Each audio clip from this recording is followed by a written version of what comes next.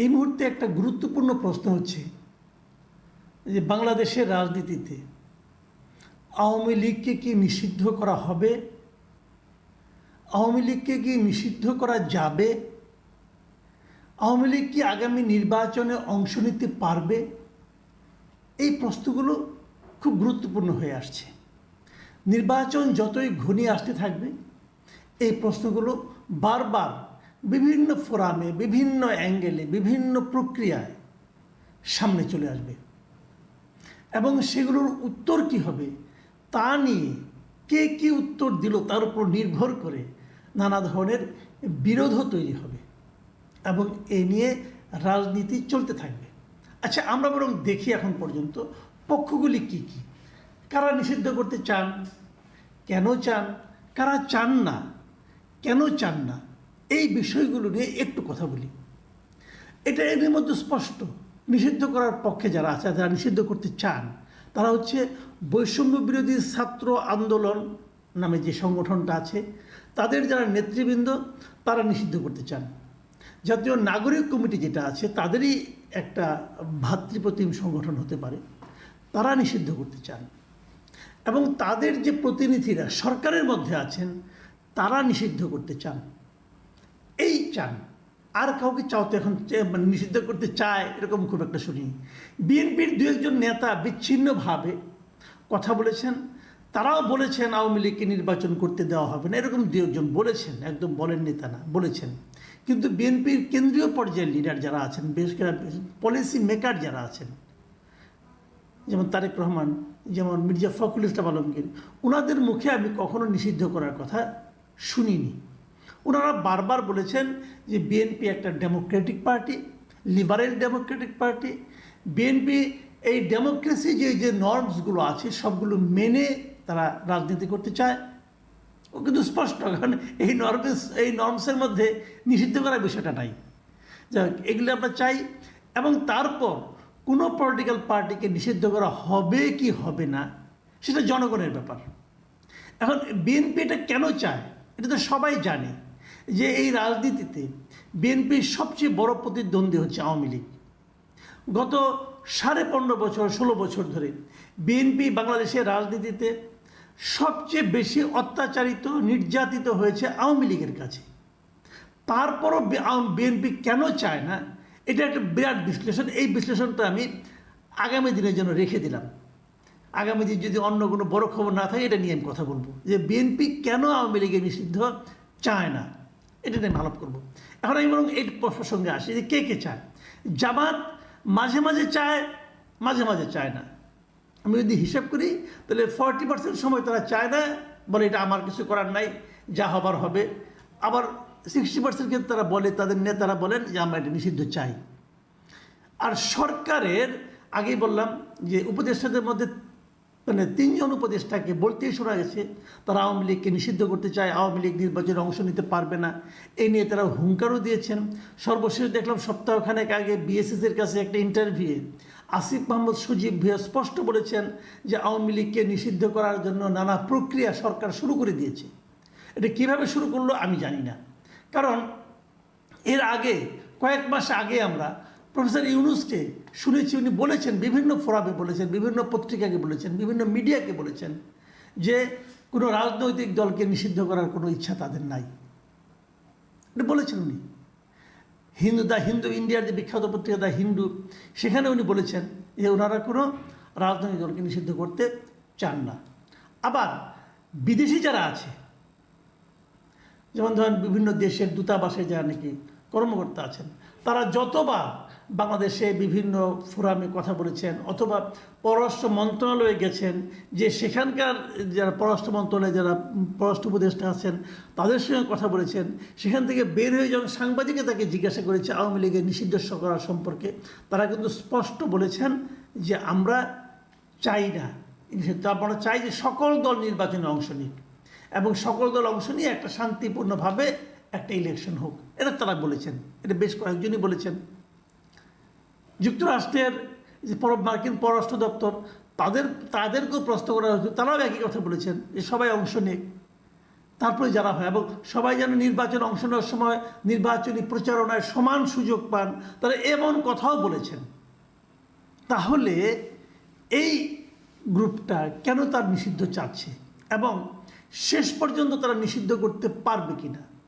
দেখুন, গতকাল আপনাদের মনে আছে যে ওই গাজীপুরের ঘটনায় বৈষম্যবিরোধী ছাত্র আন্দোলনে একজন মারা গেল, ওই আকম মোজাম্মেল হকের বাড়িতে যে মারামারি ঘটনা, সেখানে আবুল কাশেম নামে একজন লোক, মানে তিনি বৈষম্যবিরোধী ছাত্র আন্দোলনের মানে আপনার মেম্বার ছিলেন, তিনি মারা যান।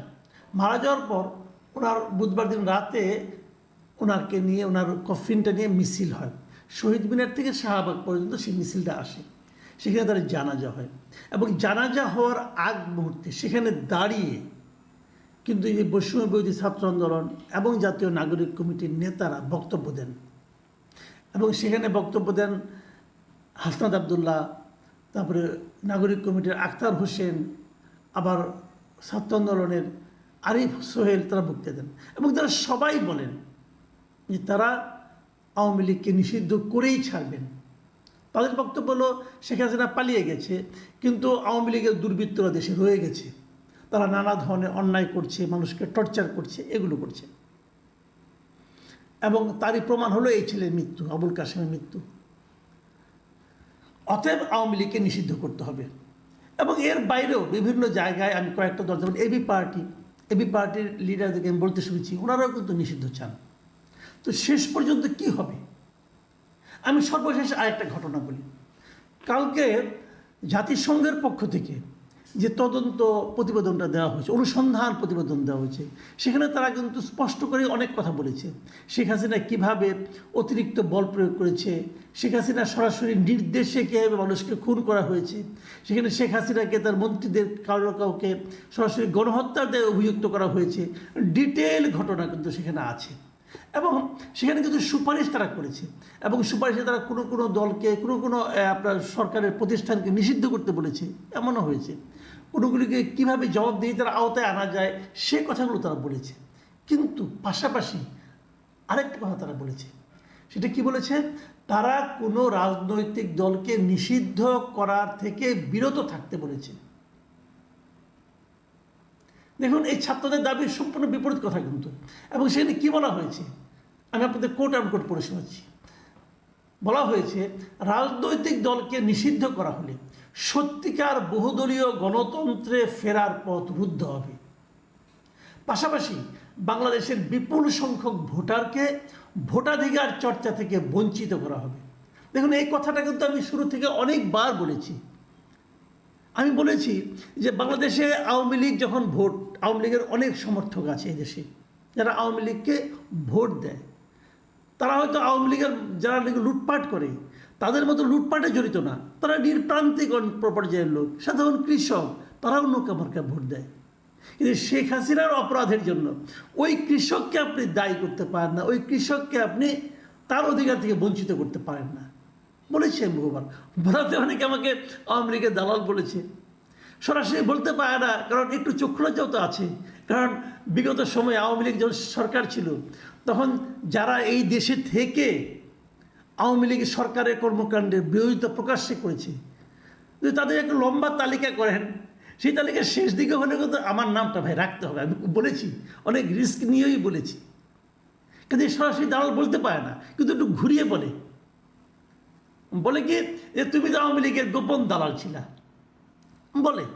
কিন্তু এখন তো এই কথাটা জাতিসংঘের প্রতিবেদনে আসলো, জাতিসংঘের যারা তদন্তকারী দল ছিল তারা বলছে, তারাও কি আওয়ামী লীগের দালাল?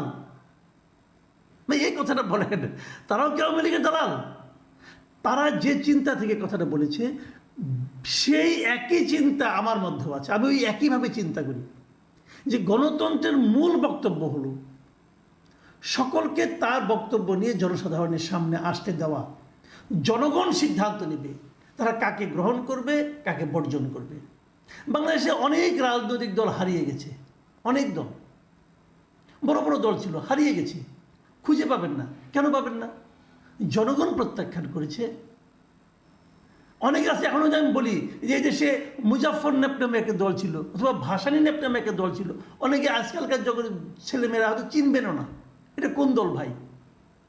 জনগণ এই দলকে আর গ্রহণ করেনি। মুসলিম লীগ একটা দল ছিল যার নেতৃত্বে পাকিস্তান হয়েছিল, এত বড় দল হারিয়ে গেছে। তাকে কেউ নিষিদ্ধ করছে না? কেউ করেনি, হারিয়ে গেছে। জনগণ তাকে আর চায় না। সেভাবেই হারিয়ে যাবে যদি জনগণ না চায়। কিন্তু জনগণকে আপনি চাইতে দিবেন না, বলবেন যে আমি যা চাই তুমিও তাই চাও, তা তো হয় না রে ভাই। এই যে বিষয়টা জনগণকে বলা যে তুমি তোমার মতো চাইতে পারবে না, আমি যা চাইব তুমি সেটা চাইবা, যেটা নাকি গত 1 জানুয়ারি 2024 7ই জানুয়ারির যে নির্বাচনটা হয়েছিল, আওয়ামী লীগ কী করেছিল? আমরা বলেছিলাম যে আমি আর ডামি নির্বাচন হচ্ছে। সেটার ব্যাপারে জাতিসংঘ কী বলেছিল, ইউরোপীয় ইউনিয়ন কী বলেছিল মনে আছে আপনাদের? বলেছিল যে ভোটারদের জন্য ভোট দেওয়ার জন্য পর্যাপ্ত সংখ্যক বিকল্প ছিল না। আমি বহুবার বলেছিলাম বড় লম্বা ব্যালট পেপার, কিন্তু আপনি যেখানেই সিল দিবেন ওইটাই আওয়ামী লীগ। যদি বিএনপির কেউ এখানে সিল মারতে যায় তার জন্য কোনো জায়গা নেই। এই একই কথাই এখনো হবে যদি আপনি আওয়ামী লীগ ইলেকশন করতে না দেন। তো তাহলে এদের যে বক্তব্যটা, এই বক্তব্যটা কিন্তু এই কথাটাই বলছি যে যদি এটা মানে কেবলমাত্র বহুদলীয় গণতন্ত্র ফেরার পথ রুদ্ধ হবে না, সেই সঙ্গে কী হবে, বাংলাদেশের বিপুল সংখ্যক ভোটারকে ভোটাধিকার চর্চা করা থেকে বঞ্চিত করা হবে। এবং তারা আরও একটা কথা বলেছেন, এই জাতিসংঘের দল, তারা বলেছেন যে ভোটের আগে সব রাজনৈতিক দল যেন সমান প্রচারণার সুযোগ পায়, একই সঙ্গে নির্বাচনী প্রতিষ্ঠানগুলো যেন রাজনৈতিক প্রভাব মুক্ত হয়ে কাজ করতে পারে সেই বিষয়েও নিশ্চিত করতে হবে। সকলকে সমান সুযোগ দিবেন? আওয়ামী লীগকে সমান সুযোগ দিতে পারবেন? যদি না পারেন কি করে বলবেন যে আপনারা বহুদলীয় গণতন্ত্র কায়েম করতে চান? এখনই কি আওয়ামী লীগ তার রাজনৈতিক কর্মকাণ্ড চালাতে পারছে? একটা লিফলেট বিতরণ করলে তাকে আপনারা অ্যারেস্ট করে ফেলান, এবং এটা আবার সরকারি একজন কর্মচারী যিনি নাকি প্রধান উপদেষ্টার প্রেস সেক্রেটারি, তিনি বলেন যে লিফলেট বিতরণ করতে দেওয়া হবে না। আমি তাকে সবিনয়ে জিজ্ঞাসা করতে চাই, আপনি তো সচিব পর্যায়ের একজন ব্যক্তি, প্লিজ আমার একটা কথার উত্তর দেন। আপনি যে লিফলেট বিতরণ করতে দেবেন না, লিফলেট বিতরণ করলে গ্রেফতার করবেন, ভাই কোন আইনে করবেন? কোন আইনে আপনি করবেন? কোনো উত্তর দিতে পারবেন না আপনি। বাংলাদেশে কোনো আইন এরকম নেই যে একটা বৈধ রাজনৈতিক দল লিফলেট বিতরণ করলে তাকে অ্যারেস্ট করা যায়। গায়ের জোরে করবেন। গায়ের জোরকে আর যাই বলে